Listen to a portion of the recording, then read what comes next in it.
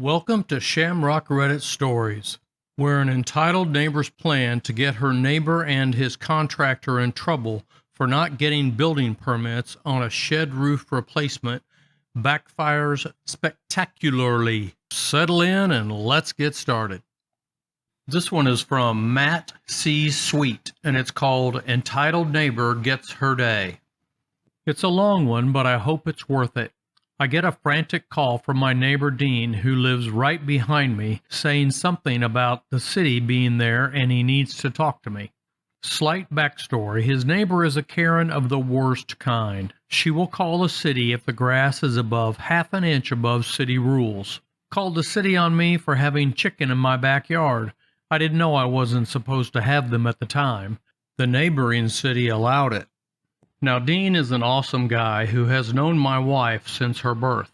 He's in his 70s and a retired Navy guy who worked on F-4s and became an F-14 plane captain. He was the head guy who made sure all the maintenance was done right. I've known him for the past 15 years, and he's a really good guy with lots of fun stories. He had received a letter from the city the previous Monday that the roof on his shed did not meet city standards, and he either had to replace the roof or demolish the shed. Last Friday, I got on the Orange store site and ordered all the material for me to fix the roof. Typically, he would jump in with me and we would both handle things. He's a fit SOB, but he just got diagnosed with stage 4 prostate cancer, and he's tired all the time.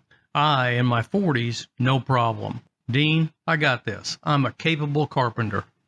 At 1:30, I tell my super that I gotta go. Neighbors having issues. Since I'm close by, I get there at 1:50 and get out of my truck with all the gear from the construction company I work for, which is a multi-million-dollar development company. And Karen starts, "That's him. He's the one doing the work," with an evil grin. In my city, if you replace a roof on your house over 100 square feet, then you need a permit that even a homeowner can pull. For a shed, however, you don't need a permit unless you're charging money, as in a contractor doing the work. I see a zoning guy and 2 building inspectors, 1 senior inspector and 1 junior inspector. The senior inspector sees me. Senior inspector: "Do you work with Vicky?" Me: "Yeah, why?" Senior inspector: "Don't worry. What's your name?" Me: "Mark." Junior inspector: "What makes you think you can do roofing without a permit? I mean, with everything I see here, you're probably charging a pretty penny." Karen: "He started Saturday so he could avoid you guys and make more money. That's how these guys work." Me: "I'm helping Dean out." My phone rings. I have to take this. It's one of my bosses. Vicky is calling me. The senior inspector called her and checked on the company's involvement, knowing full well a $1 million company wouldn't be doing a shed roof for just some old guy. Vicky is a Virginia Tech graduate who became a supervisor right out of school. We worked on projects about 5 years ago when she was just book smart. She's a lot younger than I am and had a rough start because she thought she needed to show dominance. She didn't, but she did have to learn real quickly that paper doesn't always go as planned. Her dad is the head structural engineer that all city inspectors have to interact with, and he's well liked by all inspectors. So, all inspectors know her through her dad. Vicky wanted to know what was up with the phone call to her from senior inspector, and I told her Karen was being a bee and causing trouble. She goes, "Not for long." Back at Junior. Junior inspector: "So, what's the value of the contract?" Karen: "Yeah, how much you charge it?" Me: "Nothing. So I guess 0? Junior inspector: "What do you mean 0? That's all brand new material." Me: "Oh, material was $700, but Dean purchased it. Here's the receipt with his name on it." Karen: "You can't hide all the money you're charging. Look at all the air hoses, nail guns, and big name brand saws." Me: "What's your point?" Senior inspector quickly looking at a new text: "Mark, where do you live?" Me: "Right there," pointing at the house behind Dean's. Senior inspector: "So I'll take it that you're really close to the homeowner, Dean, since you have a gate going to his backyard." Me: "Yes, sir, especially since Dean got diagnosed with cancer. I've been checking on him a little bit more. Then he got the letter stating that he has to fix his shed roof, and I'm just trying to take off some stress off the old fart. Senior Inspector: Roger that. In this case, it's as if one of his children is fixing the shed. Karen: What does that mean? Senior Inspector: It means that if Mark isn't charging him, no matter what tools he owns, he doesn't need a permit. Karen: I had to pay $3,500 to get my garage done 3 months ago, and he gets off just paying $700? Senior Inspector: Yep. Mark, do you mind if I take a look at your work? Me: Sure can. Senior Inspector jumps up on the roof and calls zoning guy. After Brovid, every inspector has been equipped with iPads so they can do virtual inspection. This iPad is also connected to all city property, as in what permits got pulled and what not, and he brought his with him on the roof. Senior Inspector: Looks pretty solid. Me: Yep. I had to install new plywood and replace a couple of 2x6s. Senior Inspector: Is that a pond next door? Me: Sure is. Senior Inspector: Did you do a site visit for a pond, zoning guy? Zoning guy: I sure didn't. Did you do a site visit for the roof on the garage? Sure looks like 500 square feet to me. Oh, that concrete back there looks pretty fresh too. Me: Yep. She had it done in May, I said with an evil grin, since I figured out what was going on here. Senior Inspector: Let me get some pictures of all of this. We get off the roof. Senior Inspector: Junior, what's the penalty for altering and remodeling a roof without a permit? Junior Inspector: $50 per 100 square feet, plus all new work must be torn down and re-inspected, sir. Karen: Is that what you found on Dean's roof? Because of the repairs, he's getting all that? Karen's evil grin is back, looking at me. Senior Inspector: Junior, what's the penalty for pouring concrete without checking with zoning and without a permit? Junior Inspector: $200 per 100 square feet, sir, and all has to be demolished and checked with watershed. Karen: But there's no concrete here. Senior Inspector: Junior, what's the penalty for a pond over 1,500 gallons without checking with zoning or building permit? Karen's face went pale. No more grin. Junior Inspector: Huh? I don't know. Zoning guy: I do. $75 for electrical connections without permit, plus $1,500 a day that the pond is there without permission. And since it's up against the fence, there's a 10-foot watershed easement for water to perk there. It's not going to happen, even with a variance. The pond is 16 feet by 16 feet, triangle shaped. Karen: You're not supposed to look at my yard.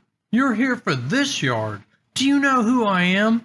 I know Mellon. He's your boss. He'll fix all you... Senior Inspector: Yeah, I know Mellon too. He got fired 2 months ago for taking bribes. So we have a new boss, Marla, and she's by the book, trying to clean up Mellon's mess. Karen, leaving: I can't believe this crap. That's not how this is supposed to go. Darn it! I'm laughing a little bit too loudly. Update number 1. I'm working with Vicky this morning. The call that Senior Inspector placed to Vicky that day was to see if this was just side money. She confirmed that no, it was not, that I was in fact helping free of charge, and if I needed any company assistance, that I would get it. After Vicky called me that day, she sent a text to Senior Inspector, and she showed me what it read. Make the biatch pay. Matt C. Sweet has posted an update story to Entitled Neighbor Gets Her Day, and it's called Entitled Neighbor Gets Her Day with Karma Update. I finished the shed on Dean's roof on Wednesday. He had a zoning inspection on Thursday and everything passed. Now he doesn't have to demolish the shed. The zoning guy noticed that the water is no longer running in the waterfall feature in the neighbor's pond, but it's still standing, so add another $1,500 for the day. Now, today I was working, doing odds and ends, getting ready for next week, and I get a call from the president of the company, Jack. Me: Hi Jack, what did I do wrong this time? He usually calls me to tell me that I smoke too much, or drink too much coffee, or I'm too hard on the subcontractor and need to back off. Jack: Mr. Mark, for once you haven't. But I've heard you have an interesting neighbor. Me: Oh, you spoke to Vicky? Jack: No, not really. I had a meeting with the city about the 30 acres Centurion project, and Marla was there. Here's what happened. Karen decided that she would pay this new head inspector a visit on Wednesday. She didn't just nonchalantly walk in there, but marched in. Karen: How dare your inspector inspect my property when they are responding to a gross violation that I reported on Dean's shed? You need to remove these citations immediately. Marla: Okay, hi, my name is Marla. What is your name? Karen: I'm Karen. Now what are you going to do about these? Karen throws 4 pieces of paper at Marla. Marla looks at the paperwork. Marla: Let me call the senior inspector to see what this is about. Karen: I thought you had authority here. Mellon would have cleared it already. Marla: Yes, but Mellon is no longer here, is he? The senior inspector filled her in on Monday about what happened at Dean and Karen's properties. Marla: Yeah, looks like there's some serious fixing to do. Karen: That's what I thought. Is there a stamp, or are you writing an exemption? Marla: Well, not really. You see, the 10-foot egress that is behind your property is part of the Chesapeake Bay watershed, and it is, in fact, very bad that you put concrete there. Karen: What does that mean? Marla: It means I'll have to send another inspector to assess the damage you have done. Karen: All this because Mark professionally did the work at my neighbor's house? Marla: Mark did the roof as caretaker of Dean, as stated by the senior inspector. Karen stormed out. When I got home today, there was a small excavator with the demolition hammer attached to it. Since my boss told me about this, I was laughing hysterically, with tears coming down my face. Chesapeake Bay easements are monitored and inspected by the EPA. We know this because we have had to pay quite a few fines issued from them. I might have more updates afterwards. In a nutshell, the entitled neighbor doubles down and gets her butt handed to her on a gold platter. Isn't it supposed to be silver platter? Maybe they have different sayings up by Chesapeake Bay. Who knows? And now, finally, the final update on Entitled Neighbor, brought to you by Matt C. Sweet. I spoke to Dean on Wednesday, but I was too busy with the week. Kinda glad I got busy, since I can wrap things up with 2 conversations. Wednesday's conversation. Me: Hey Dean, how's it going? Dean: I'm doing better than the witch next door, I tell you. Me: What happened? Grinning ear to ear. Dean: Well, a government car pulled up on Monday while they were working in her backyard. It didn't go so well. Me: Let me guess. EPA? Dean: You betcha. And they stopped all work since the excavator busted a hydraulic line. She was outside screaming at everyone she could, and then some. Cussed out the inspector like he was a red-headed stepchild. He told her to shut the heck up, or cops were going to be dealing with her. Okay, at this time, I would like to apologize to all the red-headed stepchildren who may have been offended by this post. The entitled neighbor, previously known as Karen in the original story and first update, rented an excavator from the big green place with a star, and had her son and his beer buddies doing the work on removing the concrete. So, this is the final update from Dean's story done. But not quite, till today. The entitled neighbor approached me while I was in the front yard splitting wood. Entitled neighbor: You did this. Me: What are you talking about? Entitled neighbor: I have thousands of dollars in fines now from the city because of you. Me: I'm pretty sure that's not how it goes, but if it makes you feel better, okay with me. Entitled neighbor: If the city wasn't enough, y'all had to get the EPA into this. Me: What's your point, lady? Entitled neighbor: She shows me the paperwork from the EPA. They ridiculously charged me with concrete over watershed drainage, disturbing soil and runoff with no silt fence, oil spill on soil of runoff, not having an oil spill kit, and not having an environmental plan approved by Chesapeake Bay Foundation. I've got to pay all of this because some redneck like you put the city up to it. They don't mess around with those fines. Concrete over watershed drainage without approval, $175,000. Disturbing soil with no silt fence, $50,000. Oil leak from any machinery, $25,000. No spill kit, $25,000. Not having proper planning by Chesapeake Bay Foundation, $50,000. Oh my God, entitled neighbor is so screwed. Me, I'm pretty sure you should blame whoever called up the city on Dean's shed. They're the ones who blew this up. Entitled neighbor, no, they didn't. If Dean would have pulled the permits like he should have done, none of this would have happened. Dean didn't have to pull a permit on his shed. That's a null point established by the senior inspector. So, what's next then? Entitled neighbor, I'm going to have to sell the house to cover all the fines. Me, handing back the paperwork with the evilest smile I could muster. Well, I guess I can start singing, Ding dong, the witch is gone, huh? Entitled neighbor, it's not over. I'm calling my lawyer tomorrow. Me, go for it. Don't think that's going to work out the way you think it is.